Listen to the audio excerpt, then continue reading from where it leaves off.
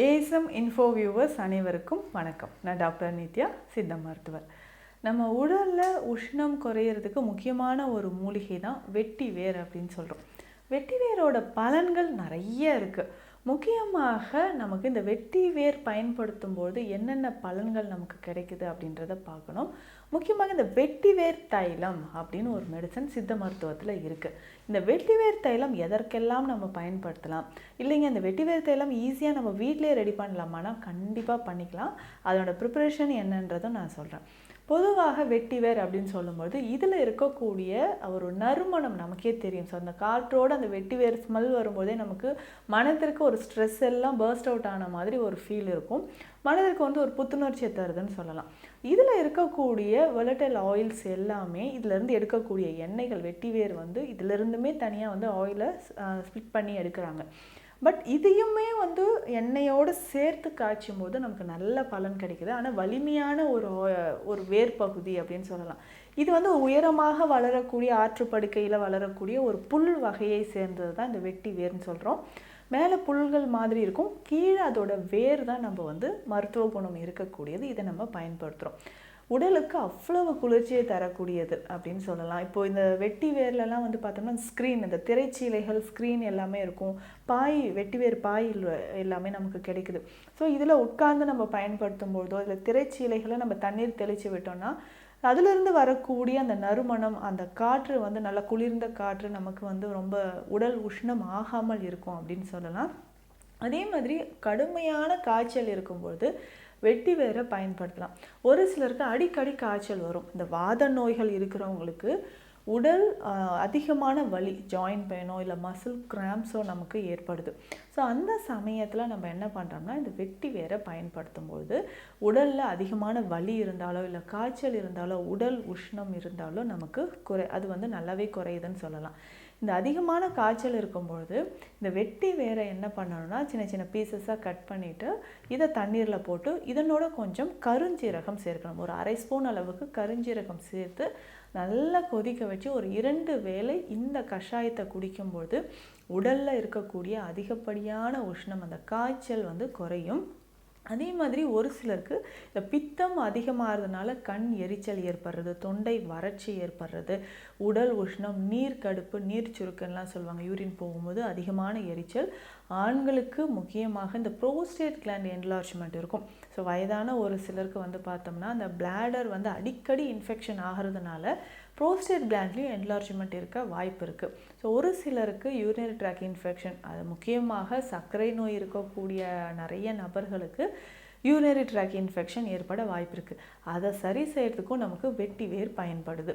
So இந்த வெட்டி வேர் இந்த கஷாயமாக நம்ம எடுத்துகிட்டு வந்தோம்னா நான் சொன்னக்கூடிய இந்த பிரச்சனைகள், ப்ரோஸ்டேட் கிளாண்ட் என்லார்ஜ்மெண்ட், இது எல்லாமே நமக்கு குறைய ஆரம்பிக்கும்.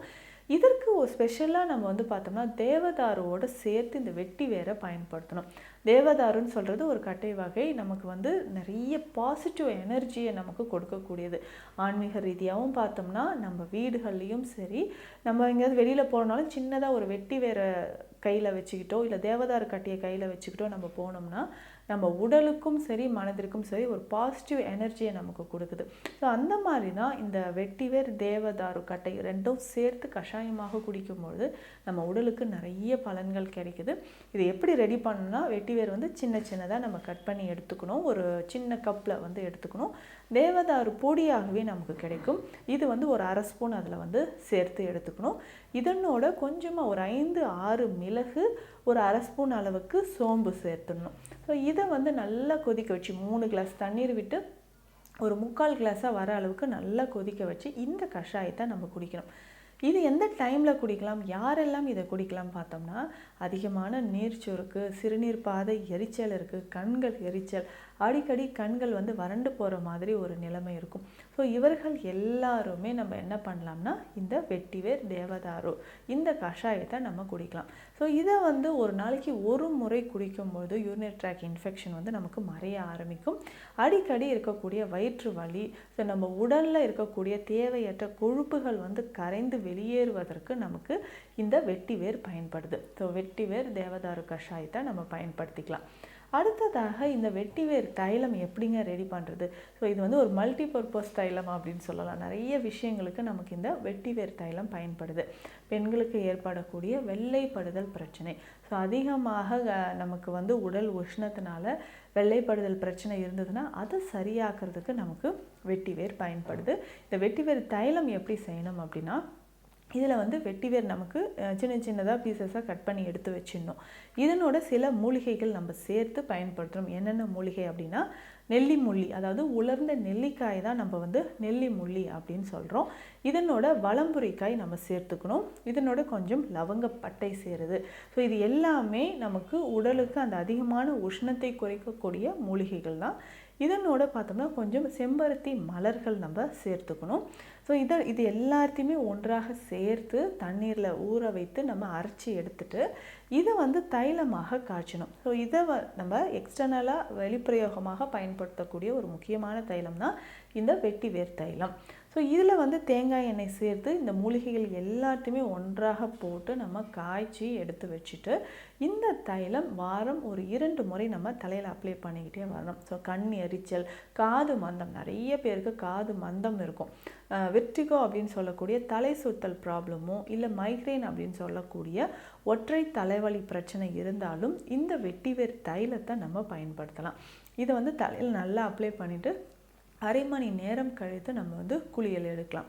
ஸோ இந்த மாதிரி நம்ம குளியல் முறையெல்லாம் நம்ம ஃபாலோ பண்ணிகிட்டே வரும்போது நிறைய பலன்கள் நம்ம உடலில் கிடைக்கும். கண் எரிச்சல், காது மந்தம், காதில் வந்து எப்பயுமே ஒரு இரைச்சல் இருக்கிற மாதிரி இருக்கும். டினிட்டஸ் அப்படின்னு சொல்லுவாங்க, காதில் ஒரு சத்தம் வந்துக்கிட்டே இருக்குது அப்படின்னு சொன்னாலும் இந்த வெட்டிவேர் தைலம் தலையில் நல்லா அப்ளை பண்ணிவிட்டு வெது வெதுப்பான தண்ணீரில் நம்ம குளிக்கும் பொழுது நல்லாவே நமக்கு மாற்றம் தெரியும். அப்போ உடல் உஷ்ணம் இருந்தாலும் கண் எரிச்சல் இருந்தாலும் இதை பயன்படுத்தலாம். சர்க்கரை நோயாளிகள் ஒரு சிலருக்கு கால் பாதங்களில் எரிச்சல் இருக்கும். ஸோ கால் பாதங்களில் இருக்கக்கூடிய எரிச்சல் நமக்கு சரியாகணும்னா வெட்டிவேர் தைலத்தை நம்ம கால் பாதத்தில் இரவு தூங்கும்பொழுது நம்ம அப்ளை பண்ணிக்கலாம். ஸோ ரொம்ப கால் எரிச்சல் இருக்குது. ஒரு சிலருக்கு கால்களில் சின்ன சின்ன கொப்புளம் வர மாதிரி இருக்கும். ஸோ அடிக்கடி வர மாதிரி இருக்கும். இதற்கு என்ன பண்ணலாம்னா மருதாணி வாரத்திற்கு 1 முறையோ இல்லை 2 முறையோ மருதாணி காலில் அப்ளை பண்ணிவிட்டு தினமும் இரவு தூங்கும் பொழுது இந்த வெட்டிவேர் தைலம் லேசாக நம்ம தடவிட்டே வந்தோம்னா கால் பாத எரிச்சல் குணமாகும். அதுக்கப்புறம் சின்ன சின்ன கொப்புளங்கள் வர்றது, கால் ஆணி பிரச்சனை, கால் வெடிப்பு, கால் பாதங்களில் இருக்கக்கூடிய வெடிப்பு, இது வந்து கண்டிப்பாக கொஞ்சம் கொஞ்சமாக நம்மளுக்கு வந்து குணமாக ஆரம்பிக்கும். ஸோ வெட்டிவேர் பொறுத்த வரைக்கும் நம்ம உடலில் நிறைய விஷயங்களுக்கு பயன்படுது. குறிப்பாக இந்த வெட்டிவேர் நம்ம வந்து பாலில் போட்டு காய்ச்சி குடித்தாலும் உடல் உஷ்ணம், மேக சூடு, அல்சர் அப்படின்னு சொல்லக்கூடிய பிரச்சனைகள் இதற்குமே நமக்கு பயன்படுது. ஸோ வெட்டிவேர் அப்படின்னு சொல்கிறது ஒரு ஒண்டர் கிராஸ் அப்படின்னு சொல்லுவாங்க. ஸோ இதிலிருந்து நம்ம என்னென்ன மருத்துவ குறிப்புகள் இருக்குது, எப்படி பயன்படுத்தலாம் அப்படின்றத இந்த வீடியோவில் பார்த்தோம். மீண்டும் அடுத்த பதிவில் சந்திக்கலாம். நன்றி.